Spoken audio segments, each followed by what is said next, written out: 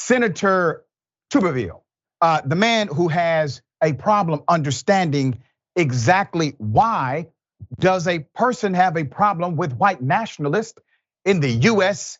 military. Here's the first video. Speaking of the military, I do want to give you a chance to clarify some comments you made recently on white nationalists serving in the military. For those who are watching, if they haven't heard your remarks, this is what you said. Do you believe they should allow white nationalists in the military? Well, they call them that. I call them Americans. Do you want to explain those comments, Senator? Yeah, first of all, I'm totally against any type of racism, okay? I was a football coach for 40 years, and I dealt and had opportunity to be around more minorities than anybody up here on this hill. But when our military has been attacked, was being attacked after 9/11, after January the 6th, and that was my first day on the Senate floor, I thought it was outrageous of what senators from the Democratic side, Chuck Schumer said on the floor that night, calling out people, calling people racist, calling people nationalists, white nationalists. White nationalists is just another word that they want to use other than racism. I'm totally against anything to do with racism. But the thing about being a white nationalist is just a cover word for the Democrats now, where they can use it to try to make people mad across the country, identity politics. I'm totally against that. But I'm for the American people, I'm for military, I'm for Christian conservatives, Democrats, whoever wants to be in the military to fight for this country, to protect this country. That's what it's all about. But just to be clear, you agree that white nationalists should not be serving in the U.S. military. Is that what you're saying? If people think that a white nationalist is a racist, I agree with that. I agree they should. A white nationalist is someone who believes that the white race is superior to other races. Well, that's some people's opinion. Whoa, I got more video, by the way. Let me unpack the way so far. First of all, when posed with the question, based on his own response in an interview where the question was posed in context, sir, do you have a problem with white nationalists being in the U.S. military? Well, I call them Americans, end quote. That's pretty clear. He gets challenged on this assertion. He then talks about he was a football coach and that black friend, being, I guess, black players that played on the football team, is perhaps the reason he's not racist. And if you notice, he had a psychological slip. It's very, very subtle. He referred to January 6th initially as 9/11. Why do you think he had that slip? Go back to the tape and you hear it. He had that slip because in the neurons of his mind, he associates what happened on January 6th to a terrorist attack.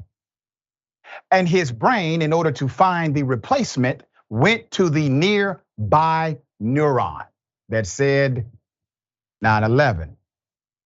Oh, I mean January 6th. That is your connector. He knows good and damn well what happened on January 6th was in fact a terrorist attack. He's simply gaslighting. And then he said, well, white nationalist or white nationalism is a word they want to use instead of racism. Correct. It is actually interchangeable, Senator.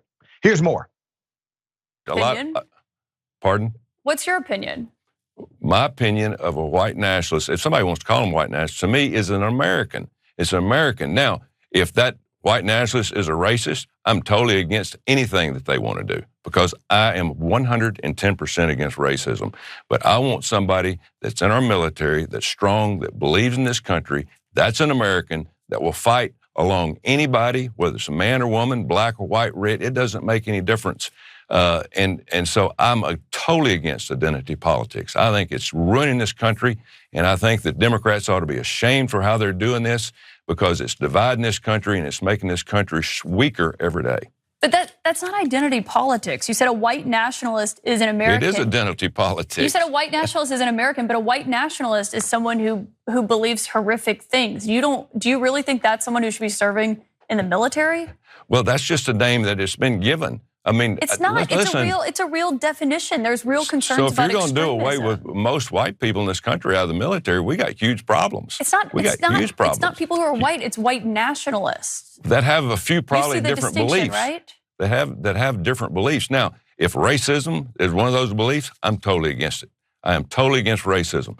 But there's a lot of people that believe in different things. Is racist, Senator. Well, that's your opinion. That's your opinion. But if it's racism, I'm totally against it. I am totally against any type of race or any type of racism. I don't care what it's in. Okay, Senator Tommy Tuberville, thank you for your time tonight. I think it's quite clear, sir. You're probably late for a Klans meeting. Let's put up the picture full mass. This senator, U.S. senator, is out of Alabama. He has defended white nationalists in the past. He talks in circles, as you can see. Appearing on the debut of CNN's The Source on Monday, this senator was posed a question by Kaitlan Collins about his past remarks regarding white nationalism. Let's go ahead and make it very clear. How is white supremacy defined or white nationalism defined? The belief, the theory, or doctrine that white people are inherently superior to people of all other racial and ethnic groups, and that in order to preserve their white, European, and Christian cultural identities, they need or deserve a segregated geographical area, et cetera, et cetera. These things are quite clear. The argument that the senator is posing to the world is that somehow, basically, if a person is in the KKK, that doesn't necessarily mean that they are in fact, well, racist. Maybe they have a different ideological point of view. You know why we are aware, Senator, that there are many racist individuals in the US military? Because members of the military told us by way of anonymous survey. They made it very clear that the majority of members who serve are quite aware that racism is alive and well in virtually every rank of the US military and operations connected to the US military. To ignore those individuals would be to ignore the reality of America. That is exactly what you're doing. It's changing the narrative in real time. That's why they say history is actually his story.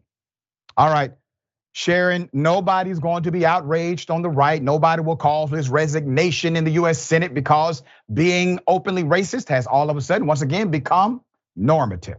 What are your thoughts? That's right. And the Klans meeting is an excusable absence in today's Senate. So there's that, Dr. Richey. Senator Tuberville is against a woman's right to an abortion. He is against diversity and inclusion training in the military. He does not believe in climate change. And you know what? He's done nothing. I don't understand why he gets this 24/7 platform every time he opens his mouth and proves that you can be that ignorant and ascend to the US Senate. I don't know why he's mentioning coaching either, Doc, because you know how many coaches are racist? I once had a coach who put up fried chicken in front of a black teammate to see if he would eat it. Okay, wow. It just is what it is. Wow. We covered a few months back a well-known and well-respected coach out of the state of Georgia who coached basically all black children. And then all of a sudden he comes to Atlanta, makes racist videos. It hits the media. Somebody leaked him. He was known to be racist according to parents that said they had affiliation with him, but he was a football coach of black students. There you have it.